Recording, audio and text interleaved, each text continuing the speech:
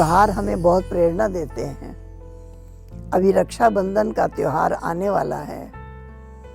रक्षाबंधन का त्योहार जहाँ बहन भाई को राखी बांधती है कि विपत्ति आने पर भाई बहन की रक्षा करेगा। लेकिन इस गृहस्थ जीवन में बहन कहाँ, भाई कहाँ, रक्षा कैसे होती है? वास्तव में इसका रहस्य ये है, रक्षाबंधन का रहस्य ये है कि हमारी रक्षा कैसे होगी जब हम अपने आप को आत्मा समझकर और सबको आत्मा रूप में भाई भाई की दृष्टि रखेंगे तो हमारी रक्षा पांचों विकारों से होगी। ये पांचों विकारों ने बंधन में बांध रखा है।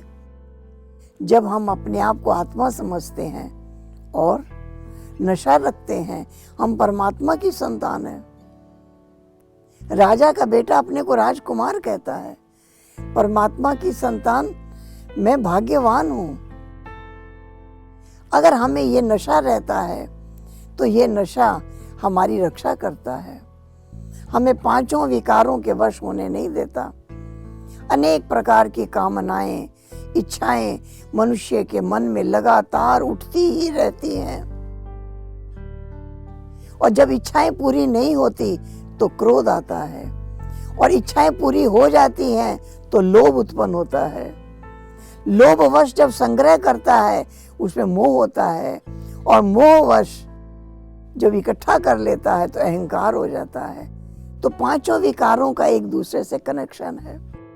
बाबा ने हमें कामना नहीं, लक्ष्य दिया है।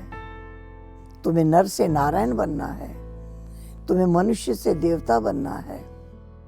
सर्वोच्च लक्ष्य, एक जन्म नहीं अनेक जन्म तुम्हें ऊंचा पद प्राप्त करना है।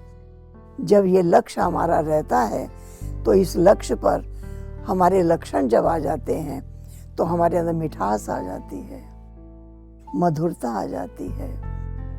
तो ये पांचों ही विकार समाप्त हो जाते हैं।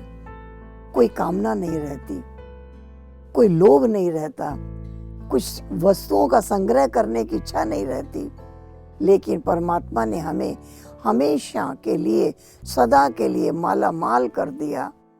इस प्रकार से हम महसूस करते हैं। तो हमें ऐसा रक्षाबंधन बांधना है कि मैं आत्मा परमात्मा की संतान हूँ।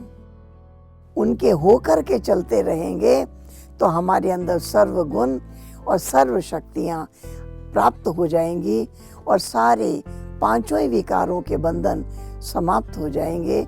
यही है सच्चा रक्षाबंधन।